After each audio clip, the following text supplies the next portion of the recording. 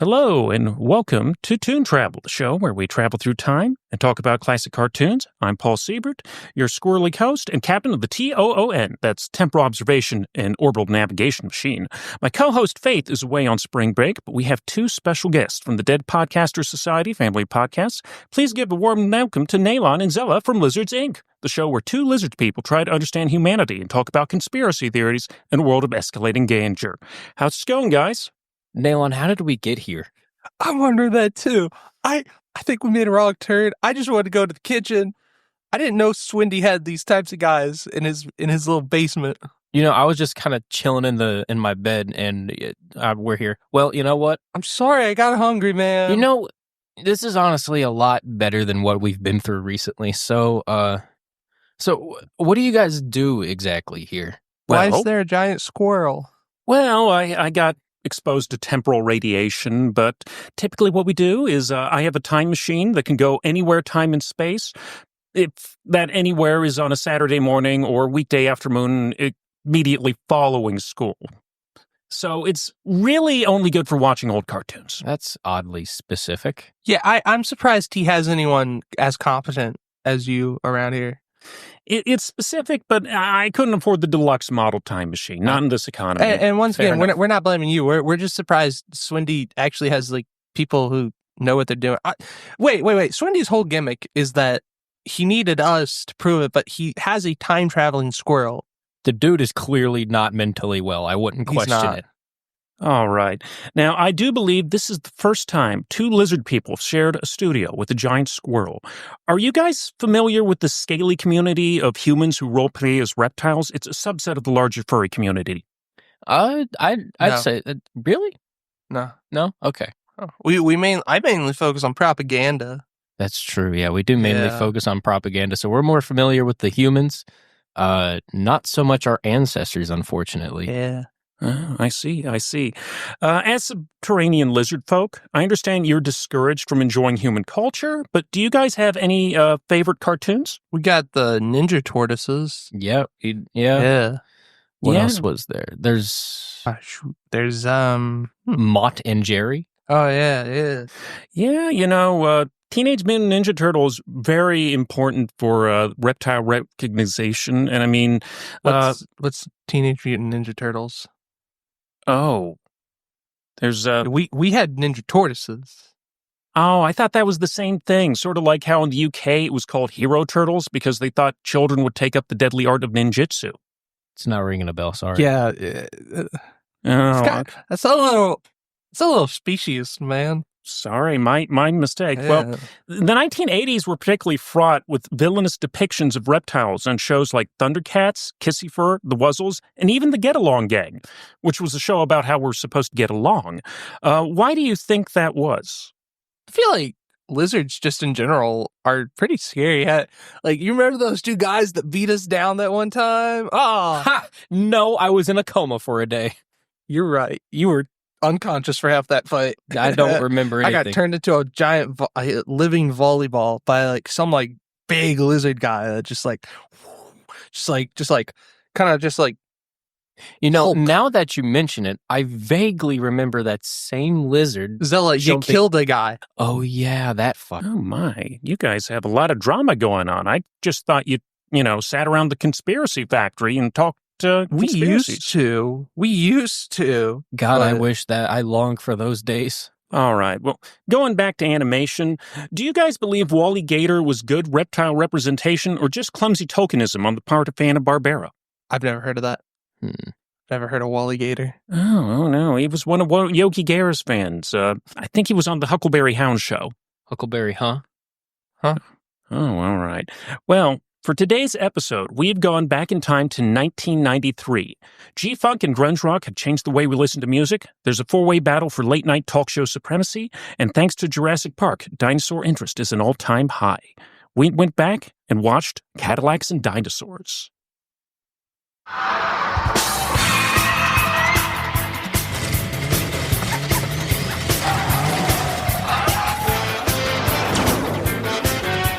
In the 26th century, mankind faces an epic struggle for survival.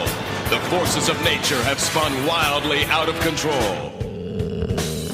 mighty cities have crumbled, and the dinosaurs have returned to reclaim the Earth.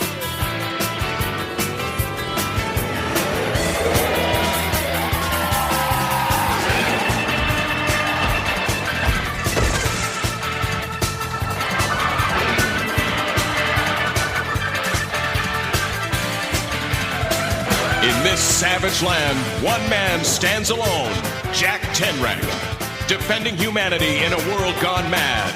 A world where only the strong survive. A world of Cadillacs and Dinosaurs. Now, did either of you guys familiar with Cadillacs and Dinosaurs or its comic book counterpart, Xenozoic Tales, before this episode? No. No, I can't say that we were.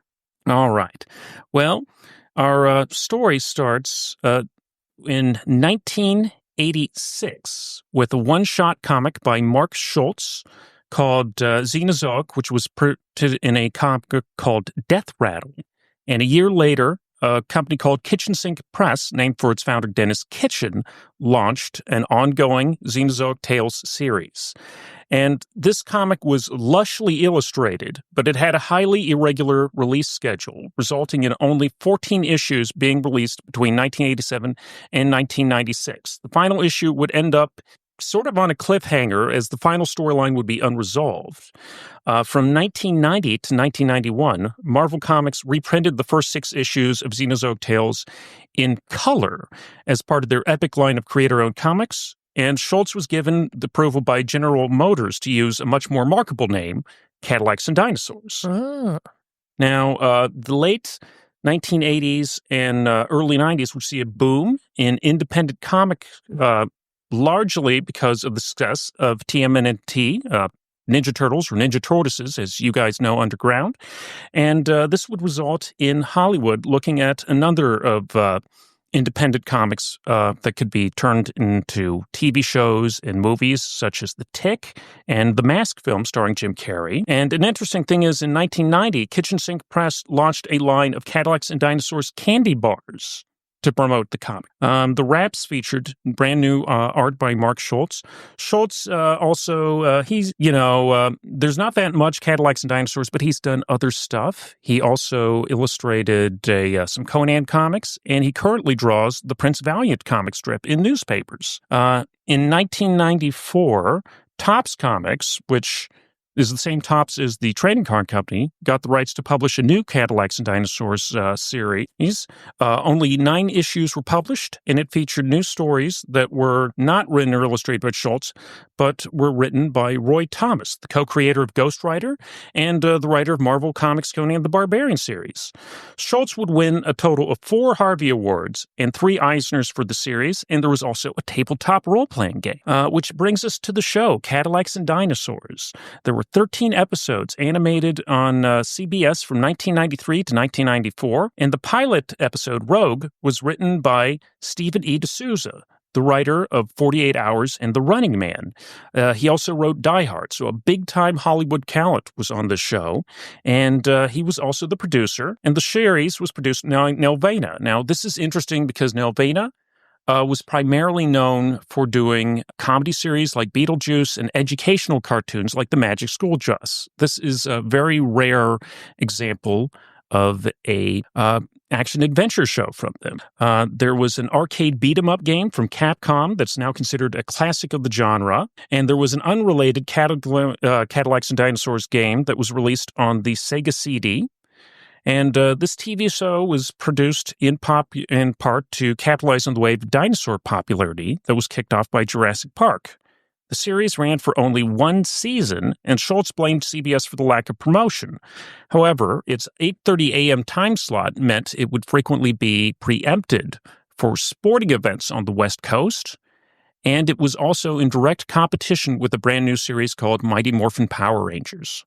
So in true Power Rangers fashion, the Megazords smashed the dinosaurs in the end. All right. So let's talk a little bit about Season 1, Episode 1, Rogue, written by Stephen E. D'Souza. I did a little bit of research on the voice actors from the series, and Nelvana typically didn't use big-name voice actors. The most interesting one is that Hannah Dundee was voiced by Susan Roman, who voiced Sailor Jupiter in the 1995 DIC Sailor Moon dub. Anyway, we are introduced to our heroine, Hannah Dundee, a diplomatic scientist from Wassoon City who is on a mission to make contact with the city in the sea. A group of villains called poachers, led by Hammer, attack her expedition, and Hannah is forced to flee on foot alone. We meet our hero, Cadillac Jack Tenrack, in his impossibly cool car. He spies a burning town and realizes he is blamed for an attack by a Shivat, which is what they call a T-Rex. All the dinos in this series have non-scientific names. Tenrack vows to investigate the rogue Shivat and destroy it if necessary. Back at the rogues' camp, we spy meeting between Hammer and our main villain, Governor Wilhelmina Scharnhorst. I'm not going to be doing both the names in this series. They're all kind of complicated. We learn that she is intent on destroying every settlement and Jack. She wants to force the settlers to turn to her for protection. On the coast, Hannah finds the city of the sea and wonders if any of the old knowledge survived, and she spies through her binoculars the New York Public Library.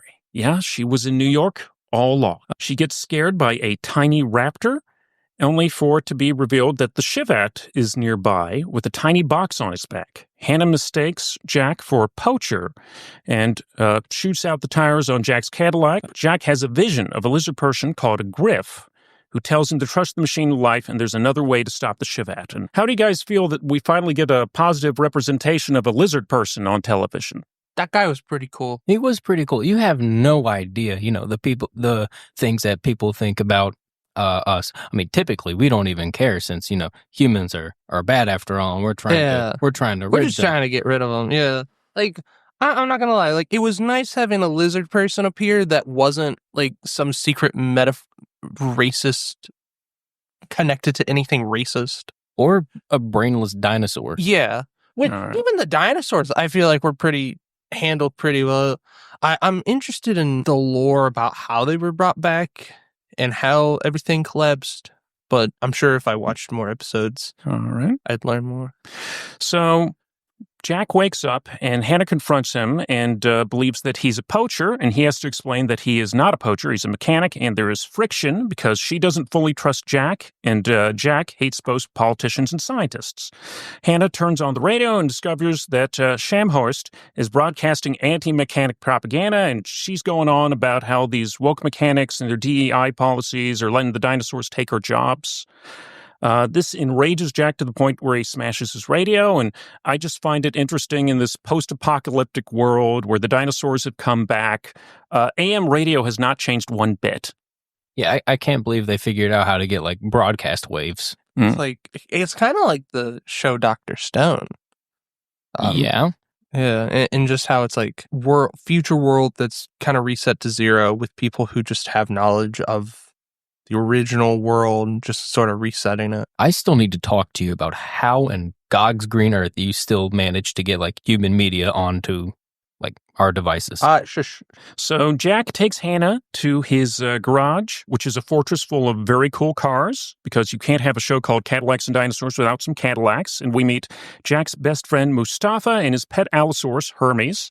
Hannah sees smoke outside, and we learn that the Shivat has returned to attack another village. Jack goes off to eliminate the rampaging Shivat, and back at the City of the Sea, they receive a distress call but are powerless to do anything. Scharnhorst then gives this full-on Captain Planet villain speech about how they're going to chop down all the trees and drain the swamp and give a state definition of gender, all this evil stuff. And, I used to think these type of villains were over the top when I was a kid. Now as I'm an adult, they're kind of how villains actually are. Yeah. Yeah, half the politicians, we don't brainwash in lizard society anymore. We don't use that. All the evil goals we have, we just take advantage of the fact that you all are ran by supervillains. And those supervillains are extremely corrupt and greedy. It's really, really easy. Yeah.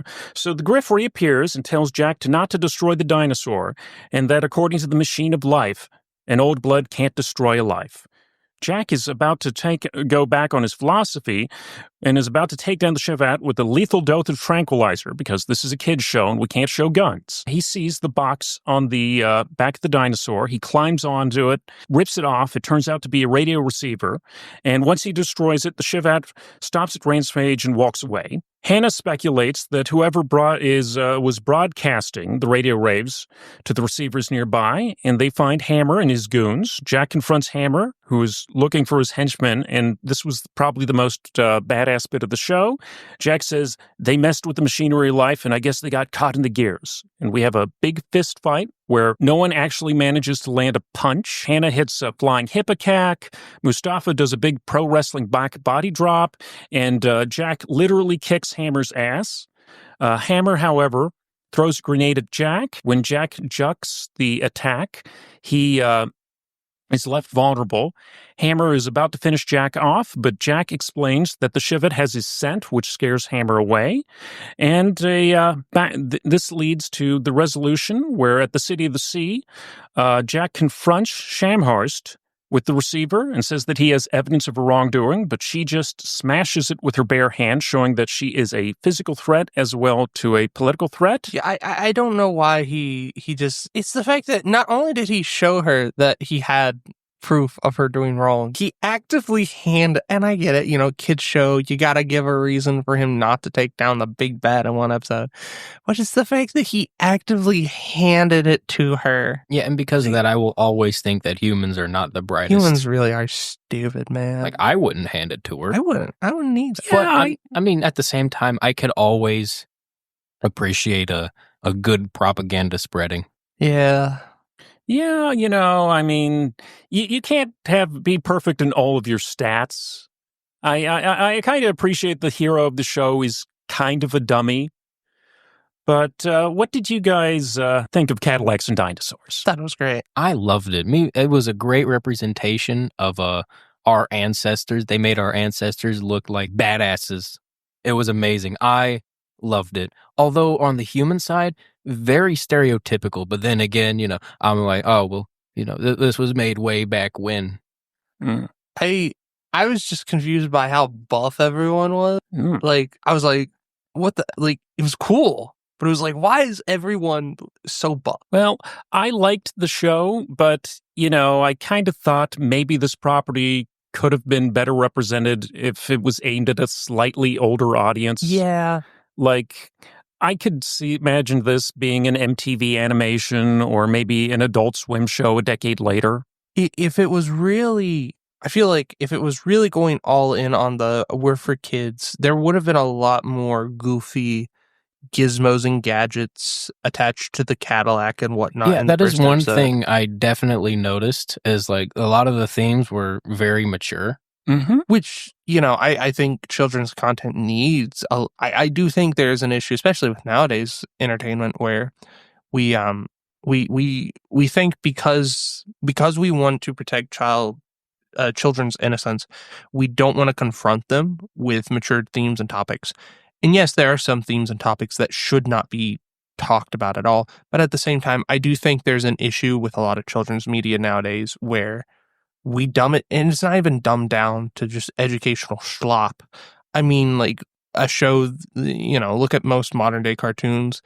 Not only are they not treating these kids like adults with some, at least, not even just mature plot points, but, first off, I hate shows that are like, I hate it that almost all children's entertainment is extremely simple-minded plot lines that are just resolved in an episode and don't really build the world. It feels like each episode is its own world.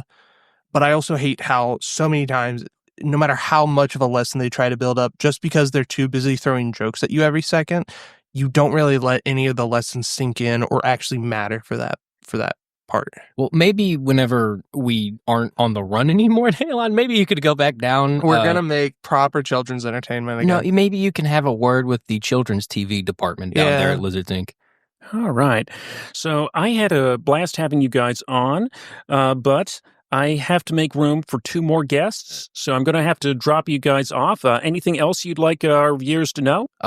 Well, humans bad, lizards good. Yeah. Trust the lizard people. Should we be doing this, though? I have no idea. Listen, I don't know.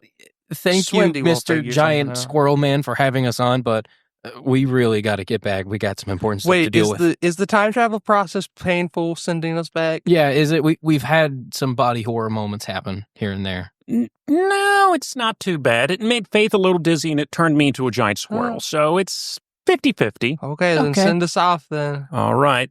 We'll see you in 3, 2, 1.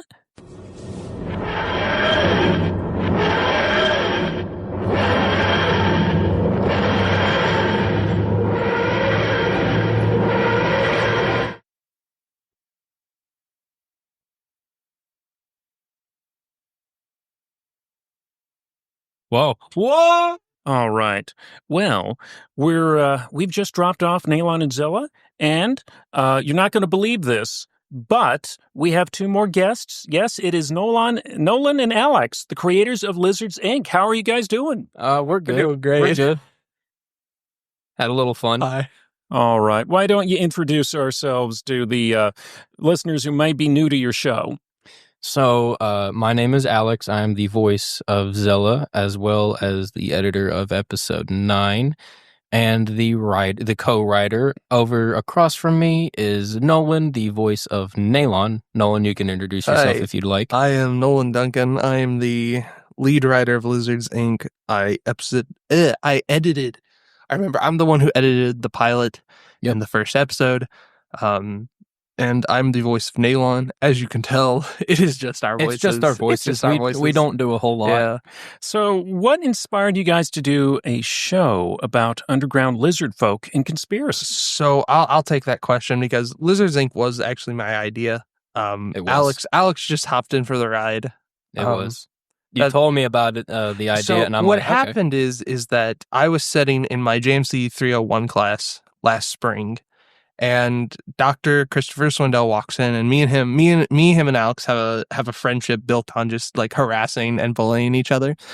And at one point, we make a bunch of jokes about lizard people, and then that just sticks in my head for that day. And we had just gotten an email about Dr. Quick, that whole mysterious dead podcaster email about like how come to this location at this time. And just the whole time I was thinking about that email about what the podcast and we had known about the podcast club, and it was just sticking in my head, and I thought, we could just, and then like just the whole idea of lizard people, why? And then I remembered specifically the joke was kind of more like, treating lizard people more humanly than we do, instead of just like little creatures. Like we treated it like we were just regular people. Me and Swindell did. And then from there I was like, oh well, what if instead of just like a talk show about conspiracies, because I feel like that was the original idea of it. Yeah, the original idea was, what if we just did a conspiracy talk show? And then but we were like, okay. similar to Toon Travel, where it was sort of like, a little bit of role playing in the sense of we're still portraying characters.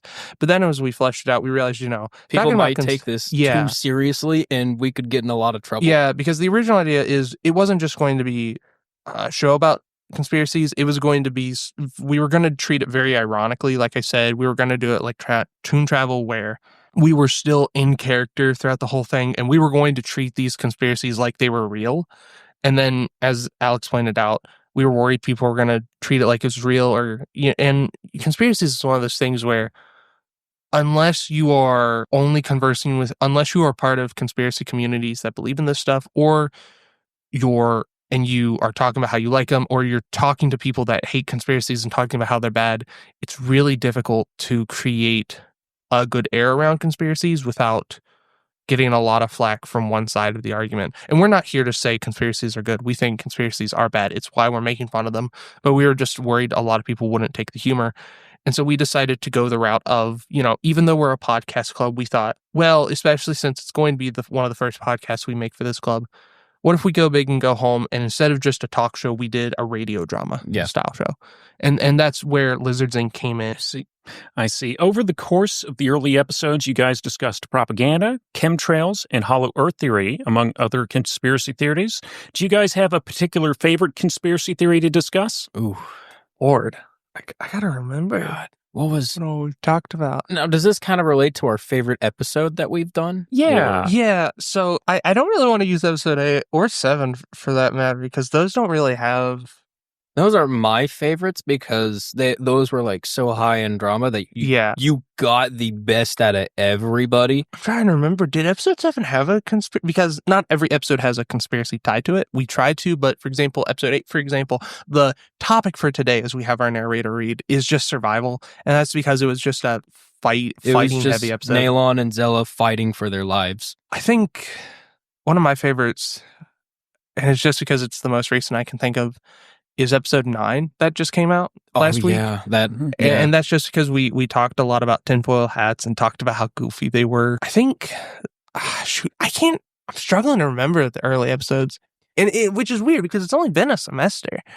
Episode 1, if we're talking about the early episodes, probably episode 4 for me, if I'm going to be honest. I think episode 4 was good because, we talked about data leaks. It was data leaks, lockdowns. That one was pretty fun. That was probably one of our best ones. Episode 3, I think, was also a really good one. I feel like episodes 3, the first 2 episodes are good. Episode 3 is where it really starts getting good. I think episode 4 of the original 8 episodes, I think episodes 4 and 8 are the best, and that's just because they're supposed to be. They're concluding a story arc. They're the story arc enders, so it's like, of course they're going to feel like the best. So it's kind of like telling through like multiple stories in one parts of stories. So every 4 episodes there's a climax, and episode 4 for the first arc is the first climax, and then in 5 it's going to die down, 6 and 7 are going to rise up a little bit, and then 8 is the climax again. Right. I was wondering because around episode 6, I believe, that's when the show becomes more of a straightforward audio drama and an action adventure show. And was that always your plan? Yes. Yep. The plan was always going to be, because we still wanted to talk about and educate and like at least give the bare minimum info about conspiracies, about what the conspiracy is about. But we also really wanted it to just be about the lizard people at one point. That's why, once again, episode 8, I can't remember if episode 7 has a conspiracy tied to it. I don't think it does, but I just know episode 8 for sure certain doesn't. And that's just because, the goal isn't to focus on the conspiracies. It's to make fun of these conspiracies and, make fun of how dangerous they are, but also just tell a really fun story about coming together and understanding one another. And we've taken a priority to the characters and the stories rather than the conspiracies, because if you don't have a good story and good characters to follow in that story, and if you're trying to get a message across, you're going to lose your audience. Yeah, how are you going to get a message across if you don't have a good story or good characters? I mean, you can look at Attack on Titan as a reference point. See? All right. Now, episode 8 could be considered something of a season finale.